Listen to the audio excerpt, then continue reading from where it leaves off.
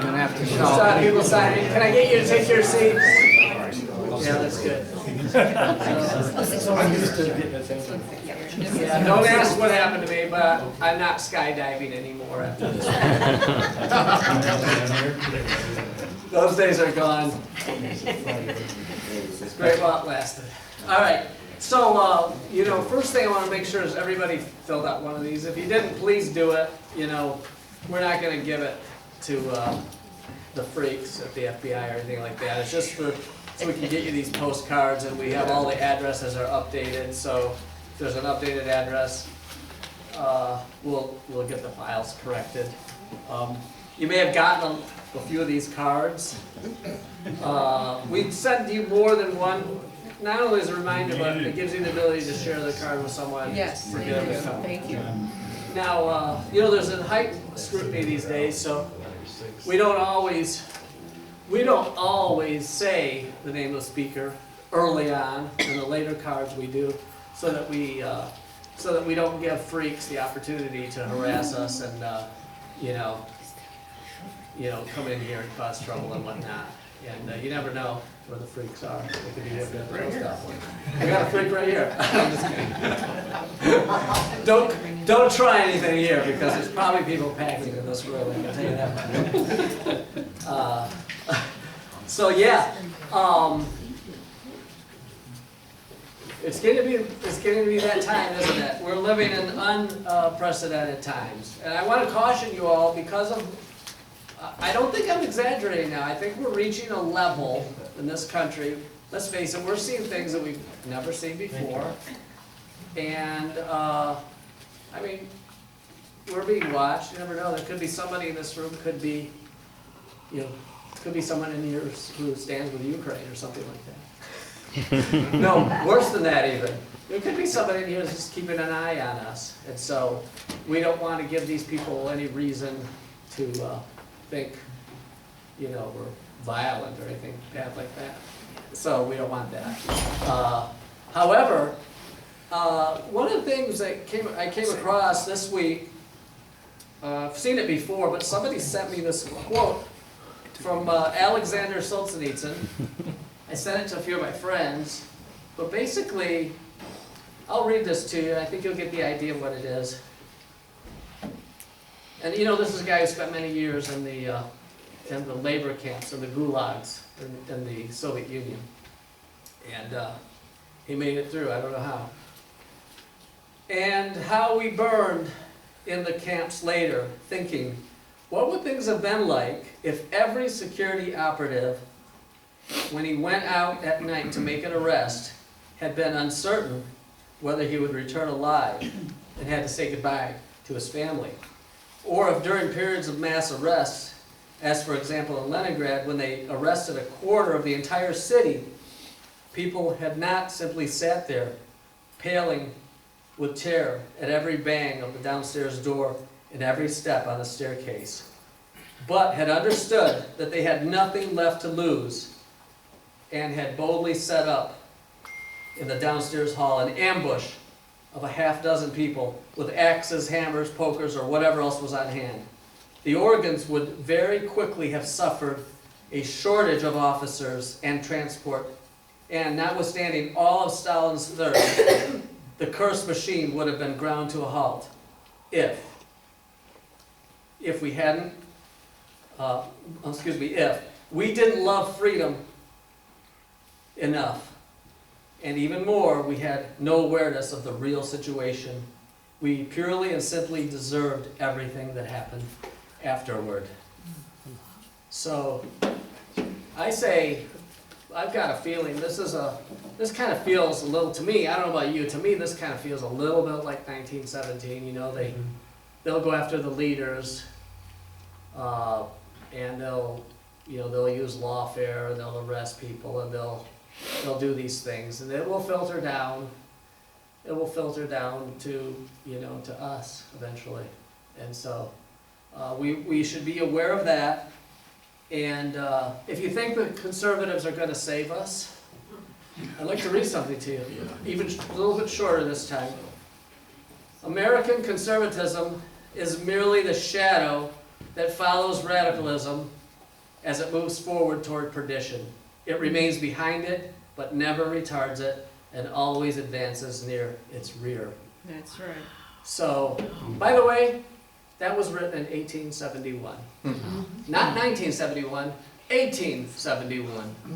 So, you can only imagine what our conservatives are like today. Half of them are in bathrooms with little boys, I'm going to tell you that right now. So, you know, you have to make decisions in advance.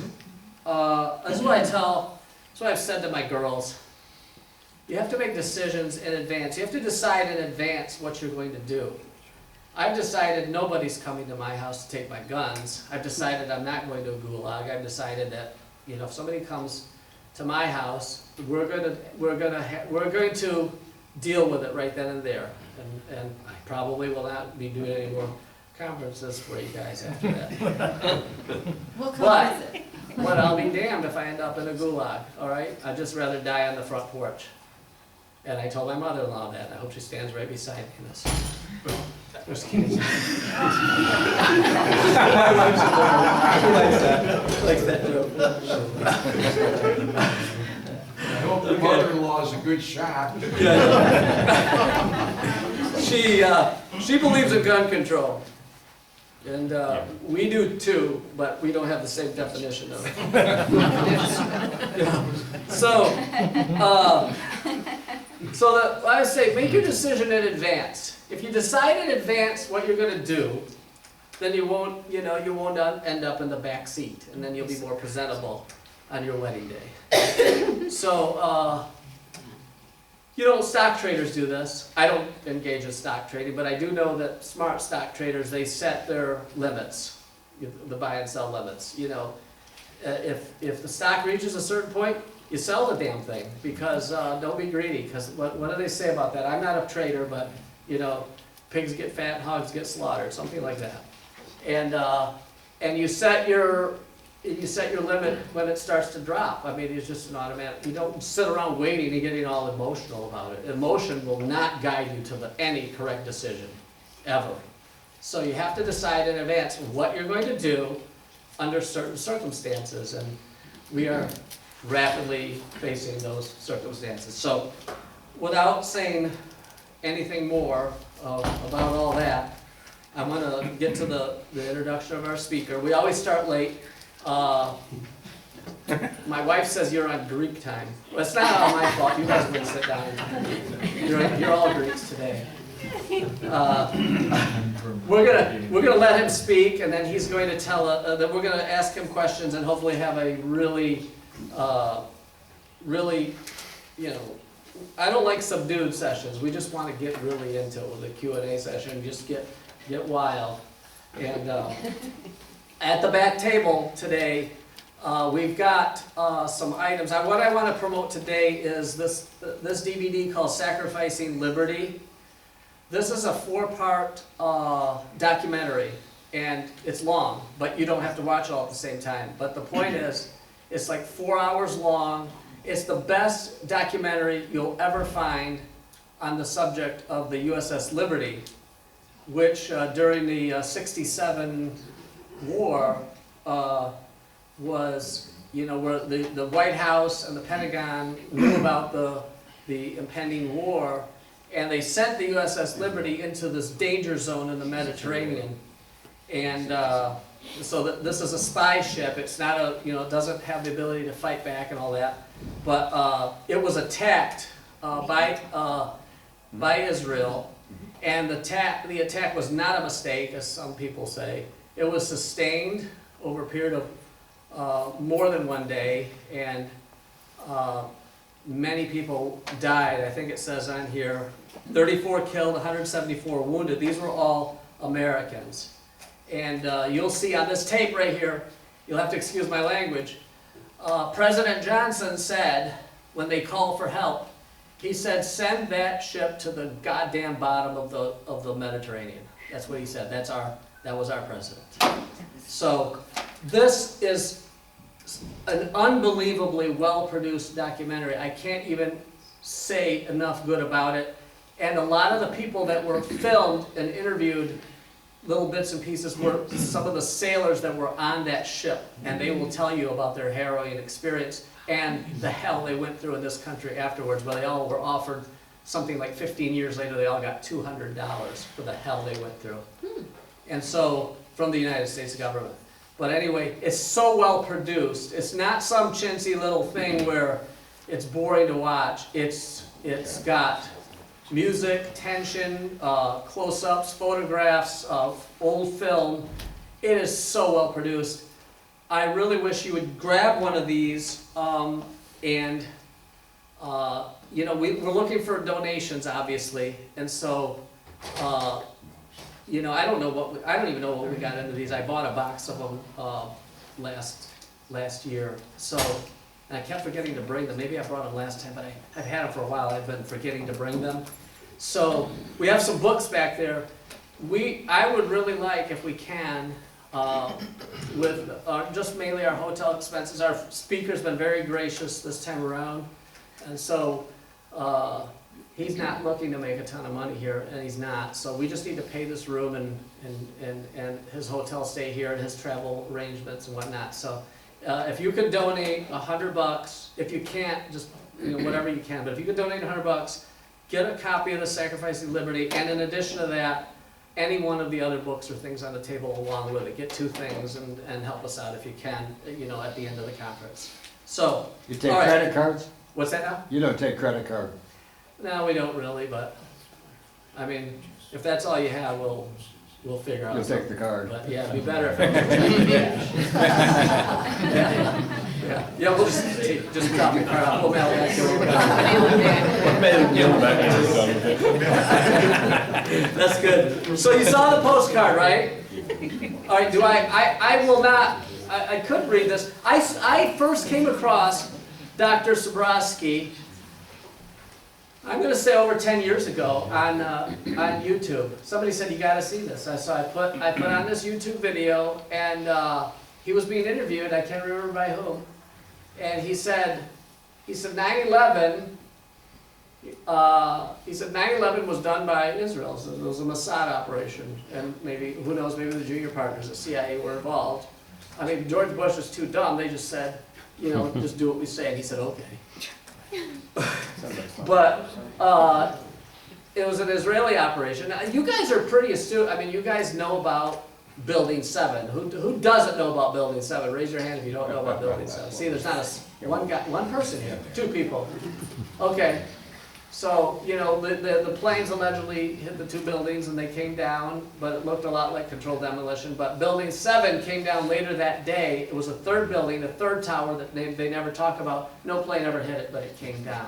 Just on its own footprint, just like controlled demolition. So he was on the show and he said, Israel did it.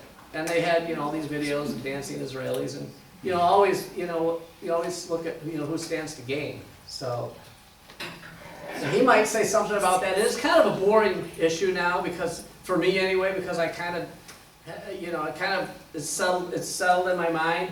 And we had a conversation about it, that maybe we won't spend any, other than what I've just done, any more time on it. But I'm just telling you, that's how I first came across you, Dr. Sabrosky. And you really impressed me. I said, that's a guy I'd like to meet someday. And it's been over a decade, and here you are. So, he's from Lansing, for crying out loud. He's from Lansing. He went to Sexton High School. Before that, Walter French Junior High, where my siblings went. And I could tell you stories about that. And and then he has a Ph.D. from U of M, so don't hold that against him, please. And 2 tours of duty in Vietnam, and he saw a lot of bloodshed, and a lot of his friends die in front of his face, and he still thinks about that, still has nightmares about that. Those types of things are true. So he's been through a lot, but he has, he's had teaching and research appointments at military academies. I can't even remember all of them. The U.S. Military Academy, the Center for Strategic and International Studies, Middlebury College, Catholic University.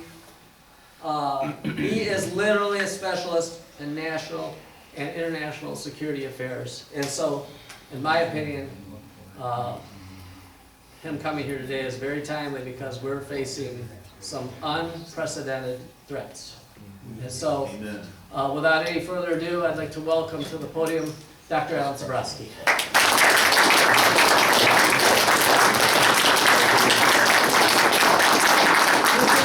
He's going to speak for an hour, and then we're going to have a Q&A, and I did not, even though this went long, but you're going to get your full hour. Everybody here is ready to stay as long as it takes for you, Dr. Sabrosky. I am not quite as good as Amy Comey Barrett. I don't hold up a blank piece of paper, but these are the notes for the speech. And I honestly don't know how long they're going. I'm starting to lose my voice, by the way. I have lived in Mississippi for 28 years, went there for work, and I'm not used to this weather. Really, I'm not. Incidentally, you might be interested to know, just as a parenthetical comment, that at the time that Lyndon Johnson made that call, he was the second person to call. Defense Secretary McNamara called the first strike back. There were 2 U.S. aircraft carriers which attempted to send planes to the rescue of the USS Liberty. Would you prefer that I stand here, by the way? Yes. Okay, yeah. Okay, sorry. To send two launch planes to go to the defense of the USS Liberty. Defense Secretary McNamara called the first ones back. Second carrier launched his planes. If either one of them had gotten to the USS Liberty, most of those casualties would not have happened.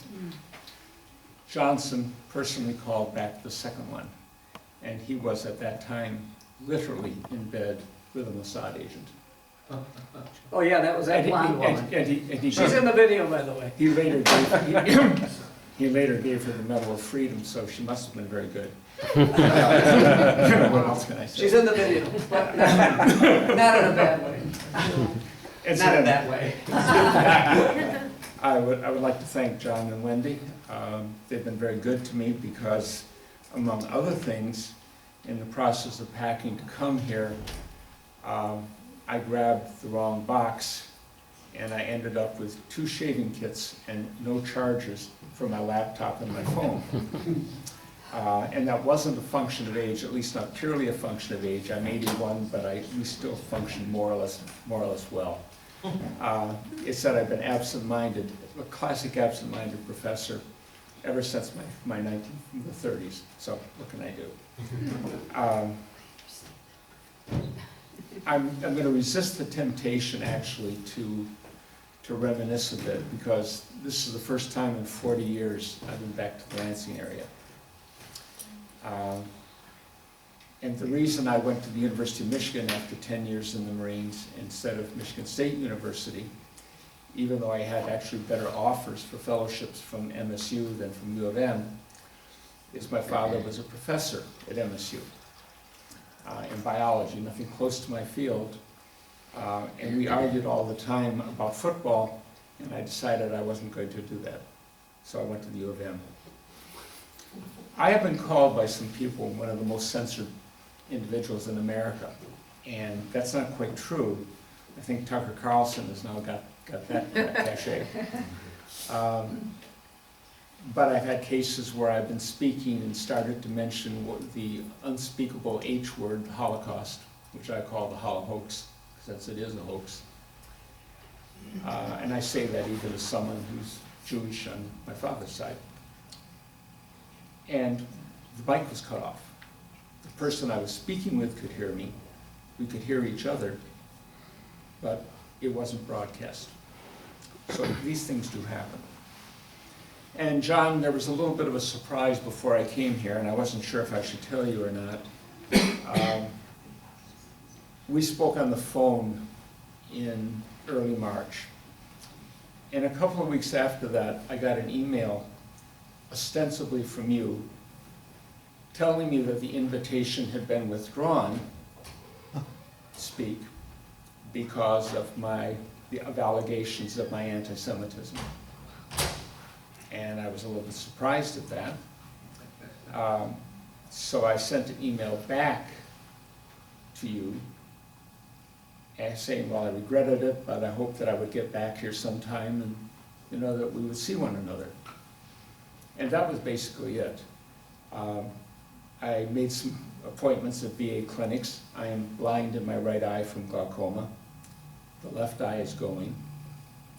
It has good days and bad days, and right now you're semi-blurred out there as a function of it's the way glaucoma works. And I guess it was 3 weeks ago, 2.5, 3 weeks ago, I got an email from a friend who isn't here, by the way. I'm going to see him on Monday afternoon, telling me he got the postcard, a postcard about the session, and was looking forward to me being up here. Now, you understand that this was sort of a contradiction between these two emails. And I looked at that and I held it both ways and moved it around and said, well, looks like the card is correct, the email is correct. What happened? So I got in touch with John and told him about my clinics, and I thought that there might be a conflict. And that was I thought, a very gentle way of finding out if in fact the emails had crossed one another in the mail or if they were real. And it was very clear that John had no knowledge of these emails, either his to me or me to him. Now you do understand that the interception and fabrication of email these days is sort of like child's play in the intel community. No one really worries about doing that. It's a very easy thing to do. So, although I can't prove it, I know it's very clear that the email that I received from John was not sent by him. And the email that I sent back to him did not get to him. So that makes it fairly clear that there might have been either a third party or divine intervention. Or perhaps, John, since I backed the Trojans rather than the Greeks, maybe the ghost of some Trojan was playing around with us. You never entirely know. I guess that means I didn't win the Publishers Clearinghouse from that email. I think that's very true. You did not. Just a second.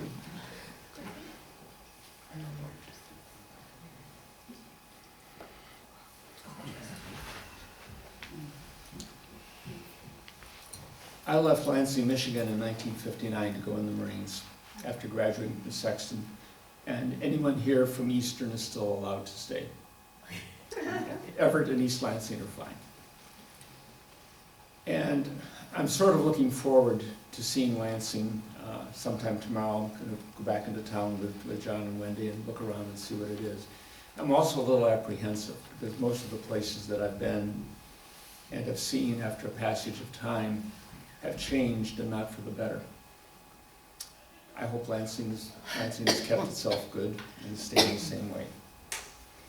But the way in which one grows up does shape the way one sees the world. I was brought up by a single mother in the 40s and 50s when it wasn't common, to put it mildly. We were very poor. I started working at 12 with the paper routes, at 14 setting pins in a bowling alley. People remember bowling alleys, setting pins in them, that sort of thing. And when I went off to the Marines at the age of 17 after graduating from high school, this was actually what I thought a really good life. I mean, I got 3 meals a day, this is a really good thing. But being in the Marines gave me a sense of discipline and a no-nonsense view of the world. You know, you don't really care what people feel or what they think, you care about what they do. And its actions not only speak louder than words, actions are words. And that's essentially how I view the world. That influences what I'm going to talk about today.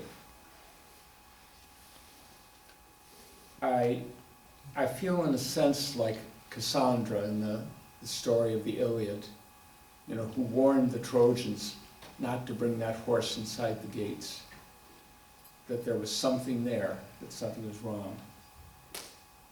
And I have that sense because the subject I'm going to be talking about, and hopefully touching on a number of points that will give all of you something to ask me questions about or to make comments on, either one, is that this is America's endgame. It is not what I would have expected in 1959. It is not what I would have expected when I went to the University of Michigan, first for a master's in history, then for a Ph.D. in political science in 1970. Went there in 1970. But it is America's endgame. And it reminds me eerily of a book I read in the Ann Arbor Public Library in 1970, which I commend to each and every one of you to read. It's not about America. It's a novel by a gentleman named Wallace Breem, B-R-E-E-M, and it's called Eagle in the Snow. And it is the semi-apocryphal story of the last Roman legion to attempt to hold the Rhine frontier in 405, 406 AD against the migration and influx of barbarian tribes. It was influential enough that I've read it at least once a year, every year since, and that's been 53 years. Wow. And it's one of those books that will stay with you, and each time you read it, you will learn something else and you will see something you didn't see before. But one of the comments in it, when he is talking to his friend, a cavalry commander, and they're looking across the Rhine, which is freezing, and they know that the barbarians are going to be crossing within a few days, and they have a single legion and a few auxiliaries against 500,000. And they have no doubt what's going to happen. And the legion commander, Gaius Maximus, looks to his friend, and he says, "It will cost them more than they realize. We shall not have lost altogether." And that, I think, is the best that America can hope for. It gives me no pleasure to say that. I have loved this country. Service in the Marines gave me a sense that, as we used to say, if you can't solve the problem, change the problem. But you go forward. You go forward and you win at the end. Well, sometimes you don't win at the end. And that has to be understood.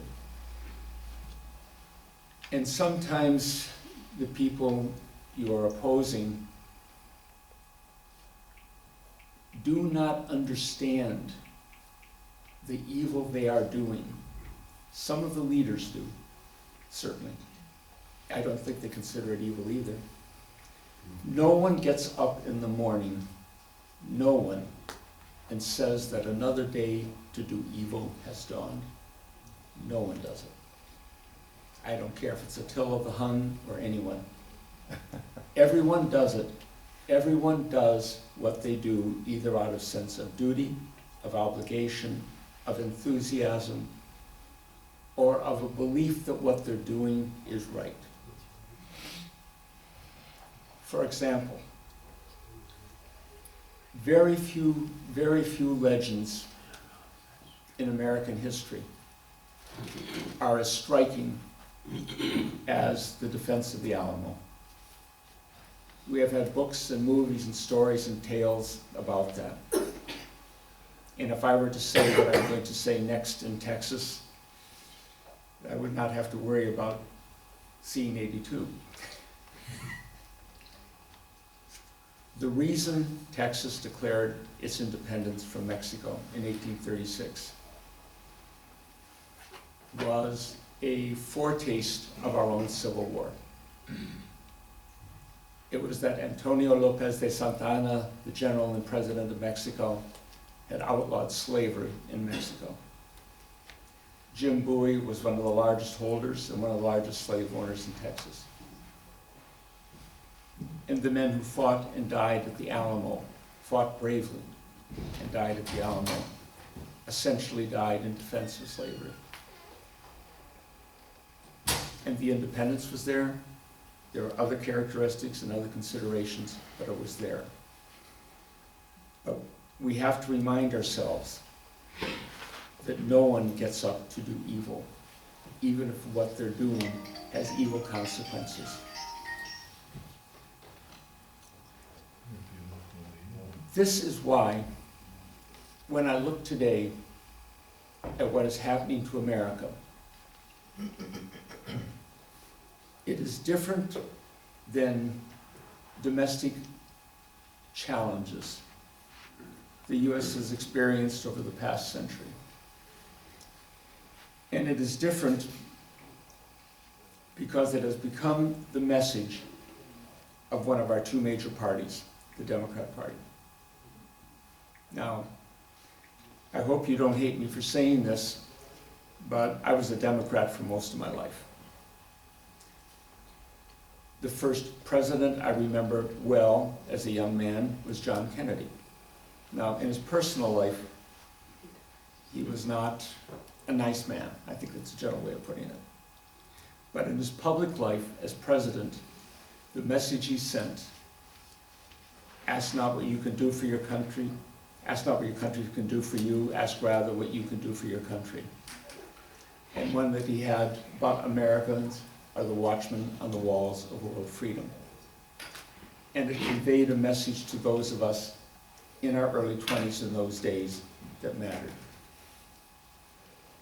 The first president I could vote for was Barry Goldwater in 1964.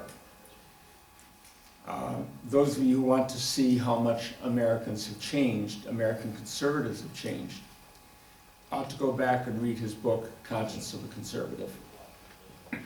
Read it and look at America today and American conservatism today, and you'll notice the difference. Be that as it may, the Democrat Party in the United States has become the vehicle for the implementation and infliction of the mantra of diversity, equity, and inclusion on this country. They have adopted, without reservation, what is sometimes called the woke agenda. And there is enough said and written on that that I don't need to discuss it. What is intriguing about it is that,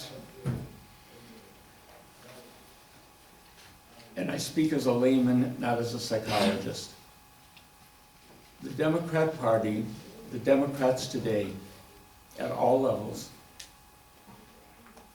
who are pushing this agenda, are in fact demented. Demented on three dimensions. Monomania. Race, particularly black, is the prism through which everything is viewed. It is the litmus test used to define whether an institution is good or not good.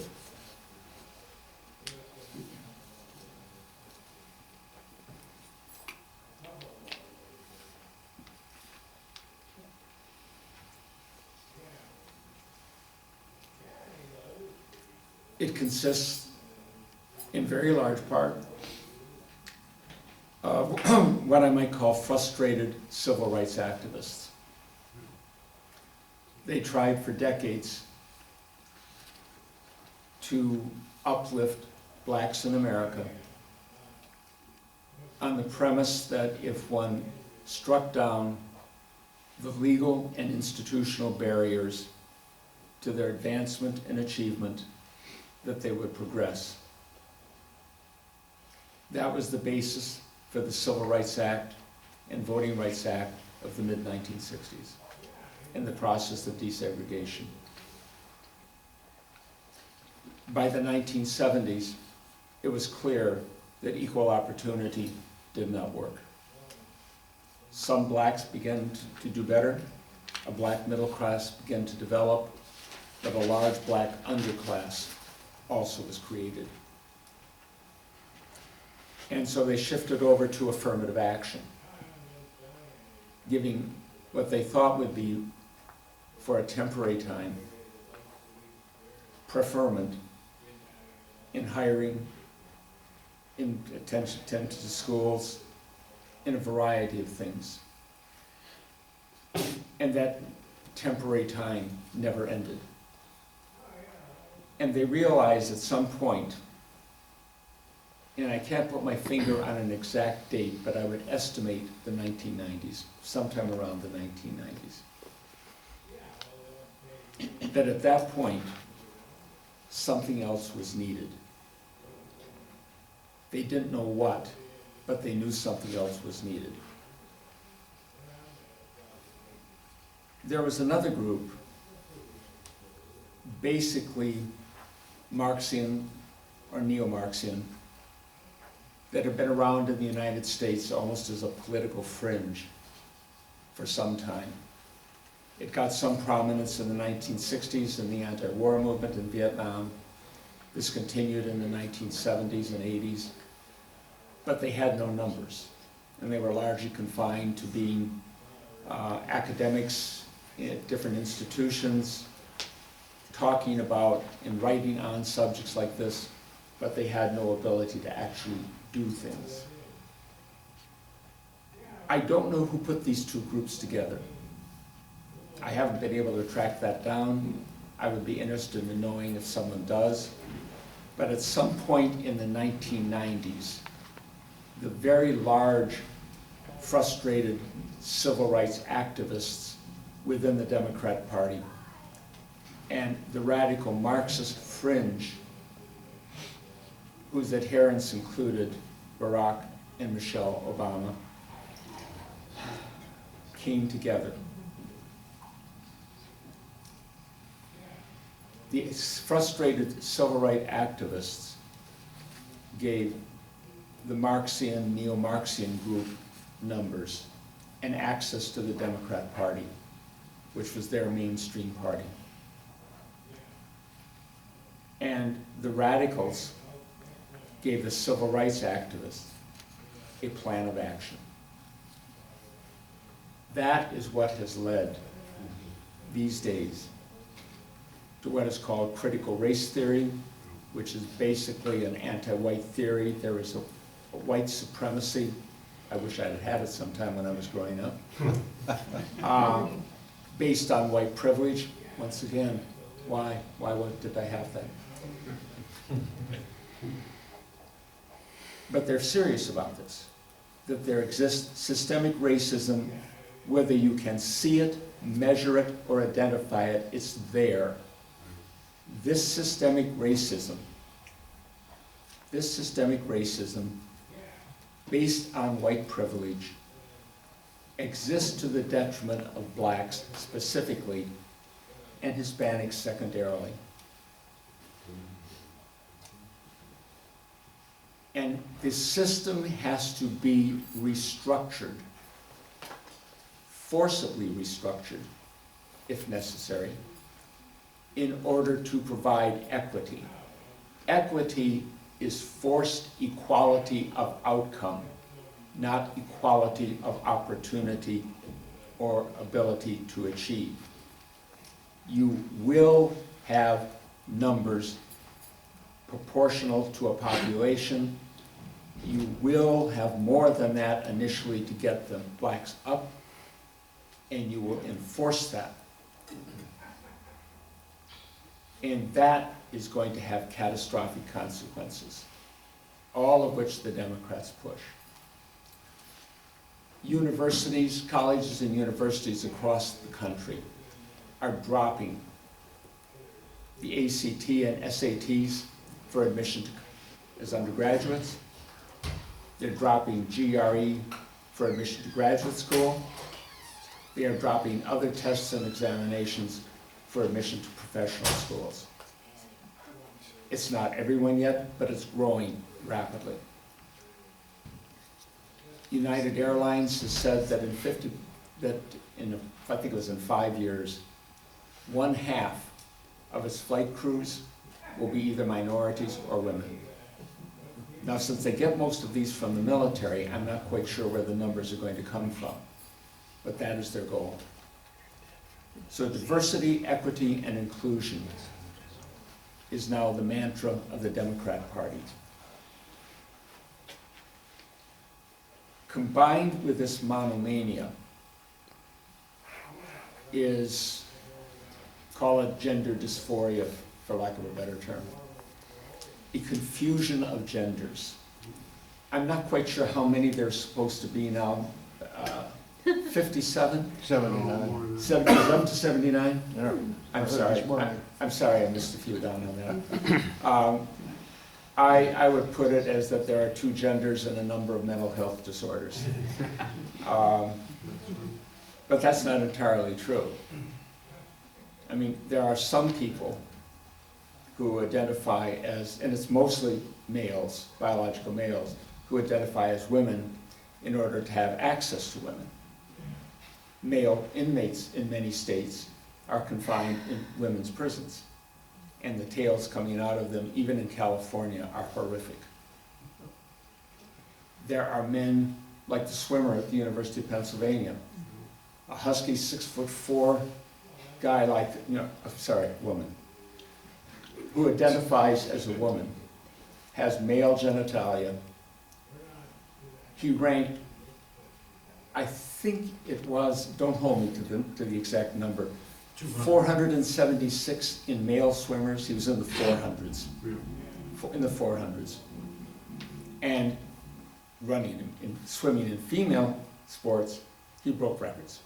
So a little bit of self-interest in that, I think. But there are some people who apparently believe it. Now,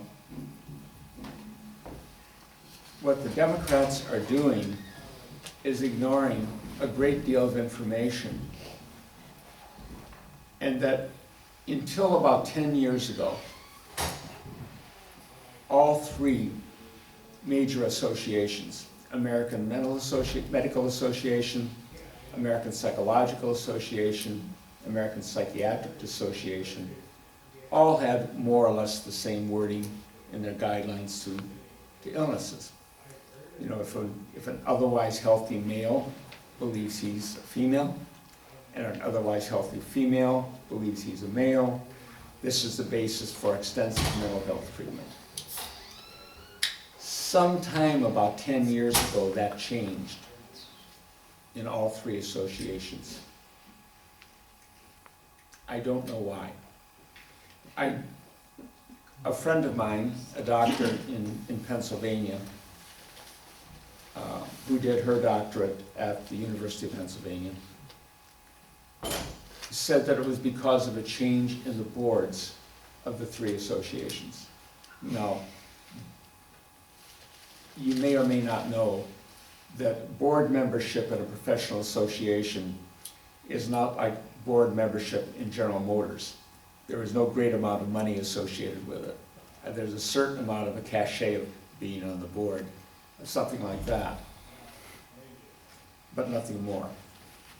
And she said that according to her information, there was a time, and it didn't happen in 1 year, but it culminated about a decade ago in the boards of these professional associations being dominated by lesbians and gay males.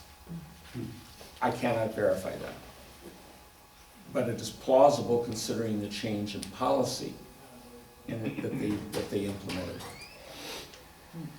So you have monomania, focus on race, and gender dysphoria. And then you have a variant of suicide. The end product, the end goal of a whole host of policies associated with this is the ending of the white race, not in any sort of bloody genocide, but through racial mixing, immigration, and the removal of white supremacy by removing whites. I step back on that. I find it difficult to believe that someone could be that suicidal. I mean, if individual suicide is a clear sign of mental health issues, racial suicide or supporting racial suicide has got to be even more so. But these are things that fall together. Many of these things began to be politically visible in Barack Obama's second term. I have to confess that I supported him in his first term in 2008. In fact, I was the first person in Jackson, Mississippi to have an Obama for President sign in his yard in 2008. This was before the Democrat National Convention. When Biden was selected to be his vice president, I very nearly burned the sign, and I never put up an Obama and Biden sign in the yard. But I did support him. And I did that because in Jackson, Mississippi, I live in a black majority neighborhood in a black majority city. And I have now for a total of 28 years. And it was very clear to me that the disintegration of the black family and the miserable behavior of so many young black males were the primary social problems we were dealing with. And it was my hope, and I did not know a great deal about Obama background. I know much more now. That a black president would be able to provide an example in leadership to black families and young black males in particular that would help them do better and thereby make America better. And the young black males were a group that I could identify with. As a young white male, growing up without a father in the household, I knew how hard it was from personal experience, trust me.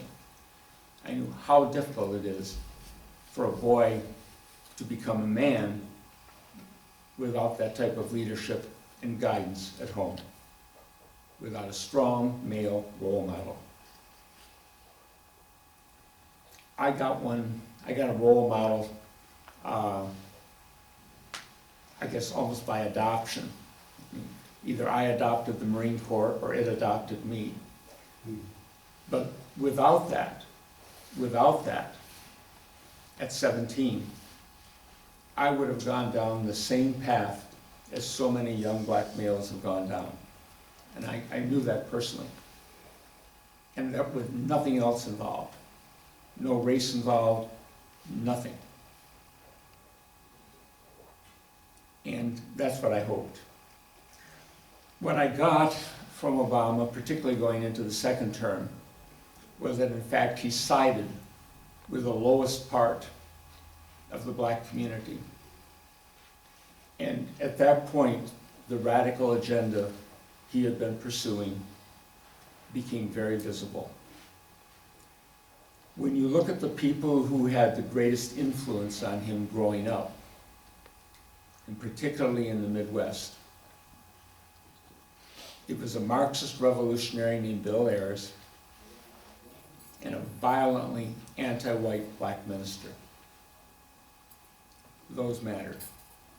They mattered more for Michelle than they did for Barack. Michelle is much more radical than Barack. Barack is one of those, I'm never really sure if he believes what he did or saw it as a point of political advantage. Possibly a bit of both. That continued after 2016. Many of the things that were set into motion in the last part of the Obama administration continued even with Trump as president in 2016 in winning the election.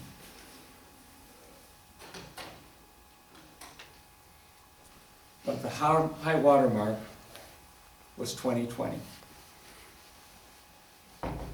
And 2020 was one of those forks in the road.